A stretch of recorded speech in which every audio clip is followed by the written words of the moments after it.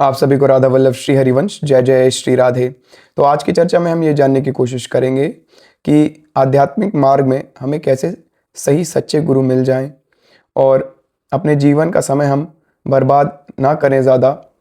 क्योंकि देखो भाई, इस मार्ग पे ज़रूरी नहीं है कि आपको पहली बारी में ही सच्चे ज्ञानी महापुरुष आपको मिल ही जाएंगे। बहुत जगह आपको ऐसे लोग मिलेंगे जो कि आपको खुद ही लगेगा कि नहीं भाई, यही तो बहुत सच्चे ज्ञानी महापुरुष हैं, ये कितना सही सही सटीक सटीक बात बोल रहे हैं। लेकिन फिर आपको कुछ दिन उनके वचनों को सुनने के बाद खुद ब खुद आपके हृदय में खुद ब खुद आपको पता चलेगा कि नहीं भाई, यहाँ पे कुछ ऐसा नहीं है। मतलब कुछ चीज़ है जो कि मेरे मन को, मेरे हृदय को सेटिस्फाई नहीं कर पा रहा है। लेकिन भाई सिंपल सी बात यह है कि भूख आपके हृदय में होनी चाहिए। अगर आपको सच में भगवत प्राप्ति की भूख है, आपको सच में भगवान को जानना है, जिस चीज़ के लिए आपको यह मनुष्य जीवन मिला है, उस चीज़ को आप सीरियसली लेते हैं और सीरियसली भगवान की तलाश में आप जा रहे हो, तो आपको निश्चित ही सही सच्चे गुरु आपके जीवन में उनका आगमन होगा ही होगा। मेन बात तो यही है कि भाई आपकी भूख कितनी तीव्र है। अगर आपकी भूख तीव्र है तो आपको भोजन मिलेगा ही मिलेगा। तो आज की चर्चा में हम यही जानने की कोशिश करेंगे कि सच्चे गुरु की पहचान कैसे हो, कैसे सच्चे गुरु का हमारे जीवन में आगमन हो, जैसे कि हमारे जीवन का समय जो है ज़्यादा बर्बाद ना हो और हम जल्दी से भगवान की प्राप्ति कर लें और अपने जीवन को तो धन्य बनाए ही, साथ ही साथ इस समाज को, देश को, अपने सगे संबंधियों का भी उद्धार कर सकें। तो गुरु के वाणी को अवलंब बना के आज की चर्चा शुरू करते हैं। तो शास्त्रों में गुरुजनों के लिए कहा गया है, शास्त्रों में गुरु को सामान्य मनुष्य नहीं बल्कि साक्षात परब्रह्म का स्वरूप माना गया है। यह भाव केवल एक कल्पना नहीं बल्कि एक गहरा आध्यात्मिक सत्य है। सत्य है भाई, कोई कल्पना नहीं है कि गुरु को परब्रह्म कह दिया गया तो आप मान लो। नहीं भाई, वो हो जाते हैं। उनके जड़ चेतन का जो ग्रंथि है वो खुल जाता है। जानत तुम्हें ही हो जाए, वो भी भगवान के स्वरूप ही हो जाते हैं। तो यह भाव केवल एक कल्पना नहीं बल्कि एक गहरा आध्यात्मिक सत्य है जो निम्नलिखित श्लोकों से स्पष्ट होता है। गुरुर् ब्रह्मा गुरुर्विष्णु गुरुर्देवो महेश्वर गुरु साक्षात परब्रह्म तस्मै श्री गुरुवे नमः।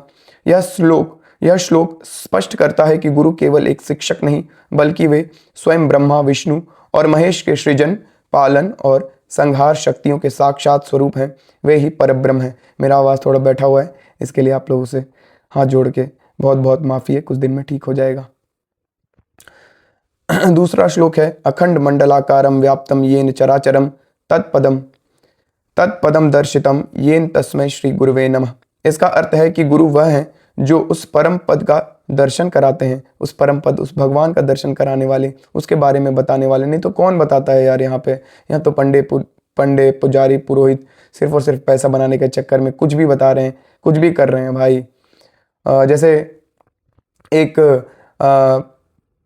झूठा झोला छाप डॉक्टर सही से इलाज नहीं कर सकता, उसी तरह ये झूठे झोले छाप पाखंडी भगवान के नाम पे लूटने वाले चोर उचक्के भगवान तक नहीं पहुंचा सकते। ये तो नर्क पहुंचाने वाले हैं। तो उन्हीं लोगों से सावधान रहने के लिए आज की चर्चा है। आगे बढ़ते हैं।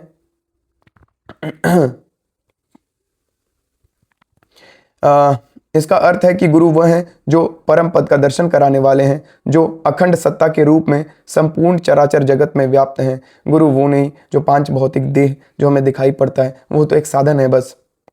गुरु तत्व उनके अंदर विराजमान है। वही गुरु तत्व हमारे अंदर भी विराजमान है, सबके अंदर विराजमान है। लेकिन हमें उस चीज़ का पता नहीं है। उस चीज़ को बताने वाले, उस चीज़ का साक्षात्कार कराने वाले भगवान गुरु रूप में सबके हृदय में व्याप्त हैं, सबके हृदय में बैठे हैं। लेकिन उनका दर्शन ऐसे नहीं हो सकता, उनको हम ऐसे नहीं पा सकते। बिना गुरु के भगवान को पाया नहीं जा सकता, ऐसा कोई नियम नहीं बना। भगवान खुद बोल रहे हैं कि मेरे से बड़ा वो मेरा भक्त है जो तुम्हें मेरे पास लेके आता है। गुरु ही हैं जो सिर्फ और सिर्फ गुरु ही हैं जो भगवान के पास हमें लेके जा सकते हैं। नहीं तो और कोई साधना, कोई तपस्या भगवान को नहीं प्राप्त करा सकता। ये नियम है भाई, ये अकाट्य नियम है, इसको मान लेना। जितनी जल्दी मान लेंगे उतनी जल्दी हमारा भला है, उतनी जल्दी हमारा भला है, उतने तीव्र गति से हम भगवत मार्ग में आगे बढ़ेंगे। इस सत्य को मानना जरूरी है। ठीक है, जो साधक अपने गुरु में भगवान को देख लेता है वो इसी जीवन में मुक्त हो जाता है, लेकिन इस मार्ग पर चलते हुए साधक को कई व्यावहारिक शंकाओं का भी सामना करना पड़ता है। इस गहन श्रद्धा के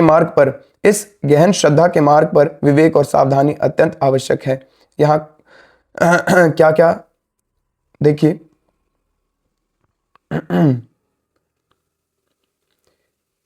सभी संतों का आदर करें, लेकिन अपने गुरु के प्रति सर्वोच्च और अनन्य भाव रखें। उनका स्थान कोई और नहीं ले सके। गुरु में अनन्यता, भाई गुरु बोल दें कि कुआं में कूद जाओ तो भाई आंख बंद करके कूद जाओ, उसमें भी तुम्हारी ही भलाई है।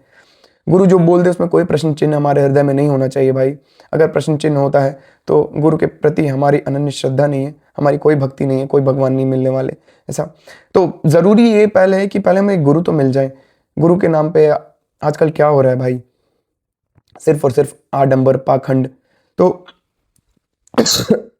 कैसे उनकी पहचान हो, इसके लिए गुरुदेव आगे बता रहे हैं। यहाँ सबसे महत्वपूर्ण नियम है कि सुननी सबकी है पर माननी अपने गुरुदेव की है। यदि किसी अन्य संत का उपदेश आपके गुरु द्वारा दिए गए मार्ग से विपरीत हो तो उसे आदर पूर्वक सुने, प्रणाम करें, पर अपनी साधना में अनुसरण केवल अपने गुरु के निर्देशों का ही करें। देखिए बहुत सारा मार्ग है, ज्ञान मार्ग, भक्ति मार्ग, योग मार्ग और अनंत मार्ग हैं भगवान को पाने के। जैसे हमारे परम श्रद्धेय श्री कृपालु जी महाराज बताते हैं कि भाई भगवान को पाने का कोई एक नियम नहीं है, बहुत सारे नियम से भगवान को पाया जा सकता है। ठीक है, लेकिन उन सब चीज में एक नियम कॉमन है, समर्पण।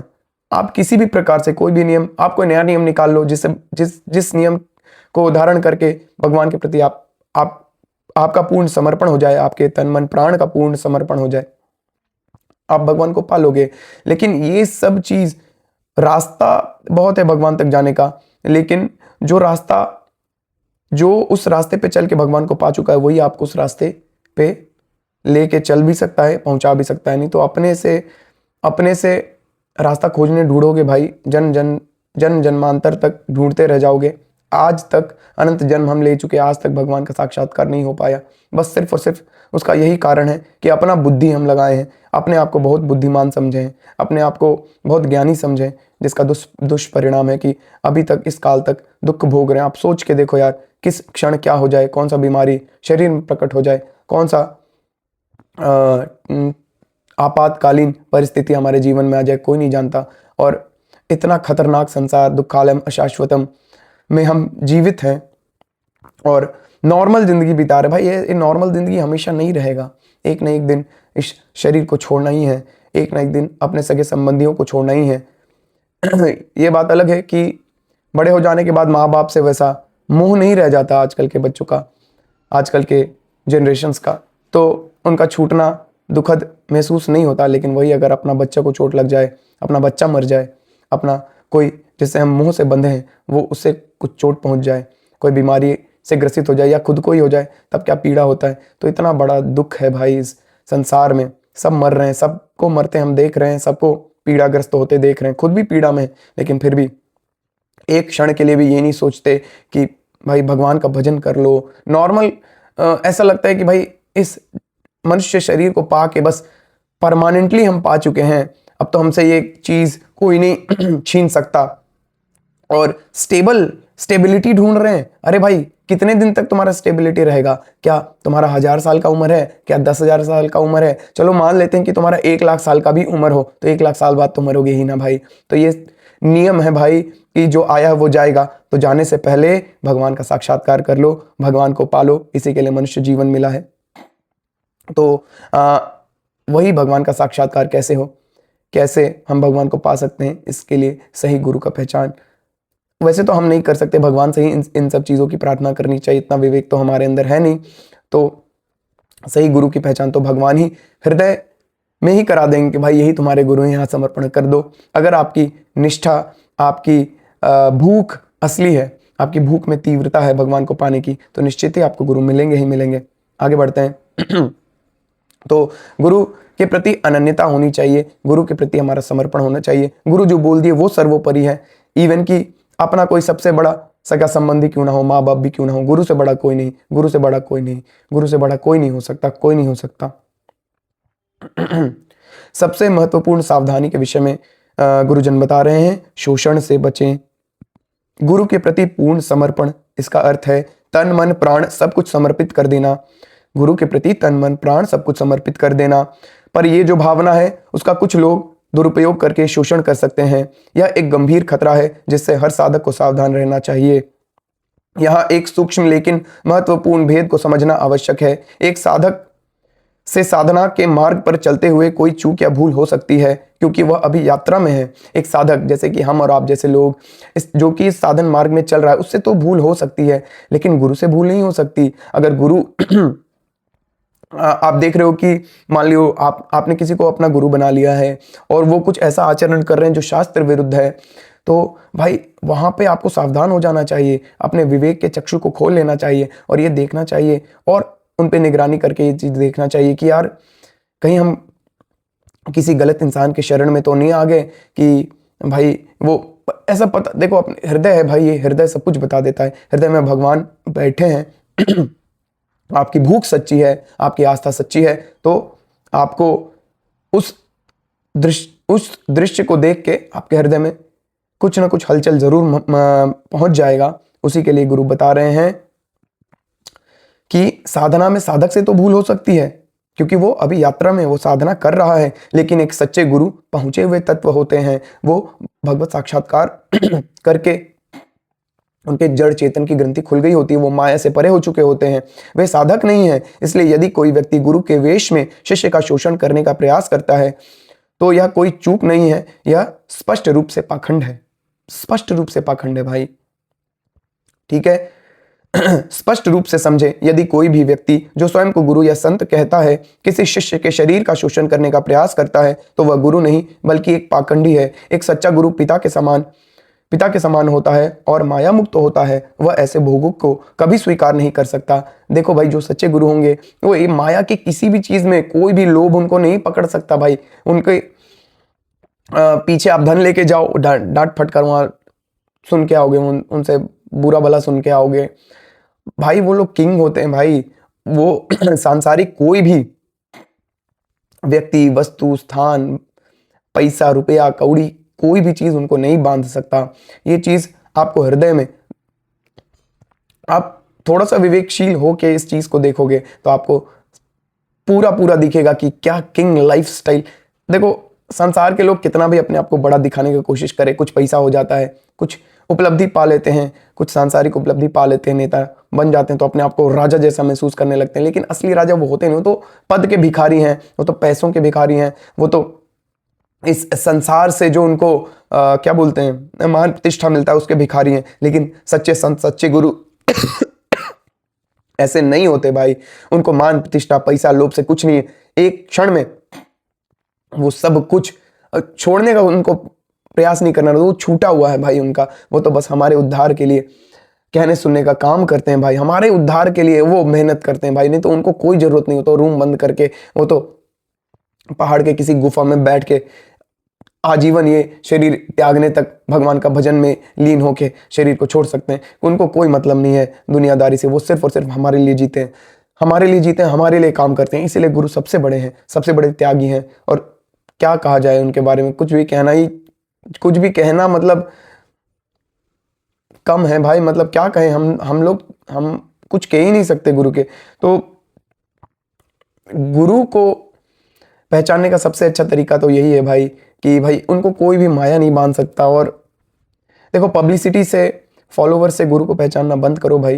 नहीं तो वृंदावन में ऐसे ऐसे विरक्त संत हैं जो किसी से नहीं मिलते, किसी का स्पर्श नहीं करते, कोई किसी से कोई लेना देना नहीं है, जो मिल गया पाके। तो वो लोग भाई, उनमें कोई लेवल नहीं होता कि ये छोटा ये बड़ा, नहीं भाई, सब समान हो जाते हैं। जानत तुम ही हो जाए, ठीक है।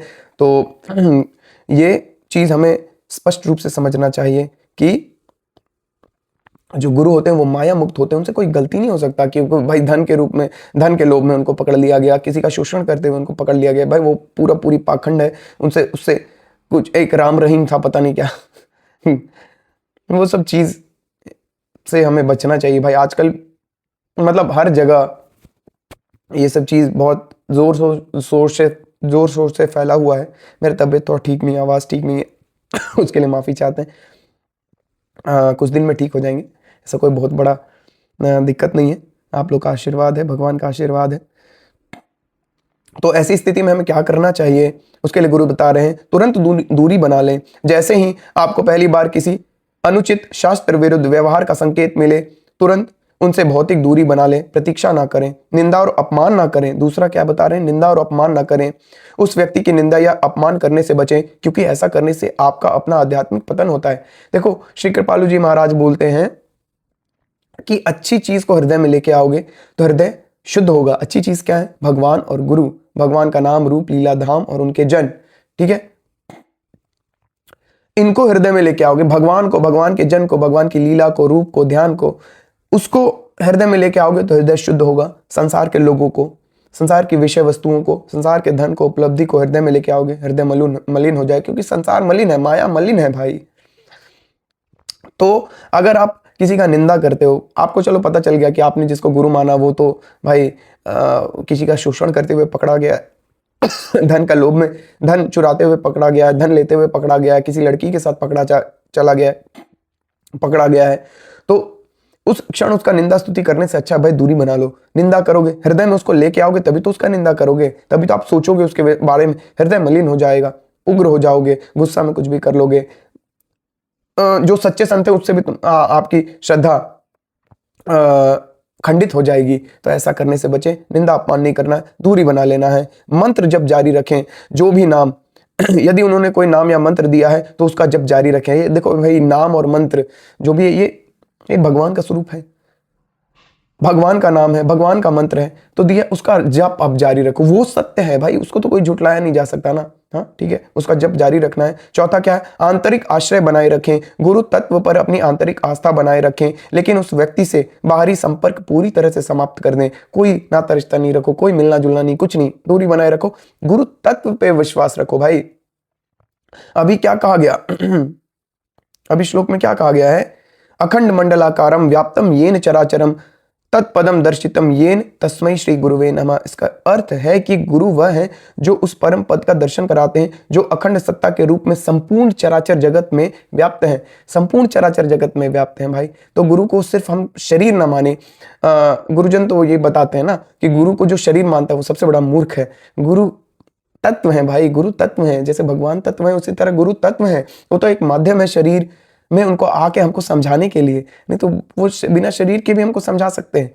लेकिन वैसी श्रद्धा, वैसी तपस्या हमारी होनी चाहिए। तो गुरु को शरीर मानना सबसे बड़ा अपराध है। गुरु को शरीर न माने, गुरु तत्व है। हमें पहचानने में गलती हुई, कोई बात नहीं, भगवान से प्रार्थना करिए, हृदय से भगवान से प्रार्थना करिए। सच्चे गुरु, सच्चे संत आपके जीवन में जरूर से जरूर दस्तक देंगे।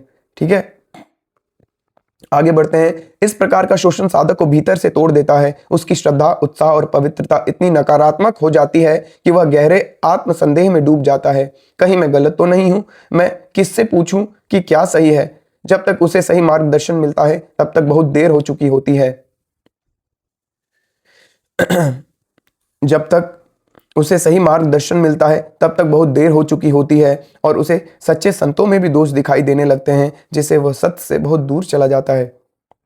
तो इस चीज़ का हमको सावधानी रखना है भाई कि अगर हमसे, देखो भाई, अगर हमसे जाने अनजाने में किसी ऐसे व्यक्ति को हमने गुरु बना लिया जो कि बाद में जाके पता चला कि नहीं भाई यहाँ पे सत्य तो नहीं, तो यहाँ पे हृदय नहीं मान रहा, तो भाई चुपचाप वहां से निकल जाओ और भगवान से प्रार्थना करो, नाम जप जारी रखो, सत्संग जारी रखो, स्वाध्याय जारी रखो, और निश्चित ही भगवान आपके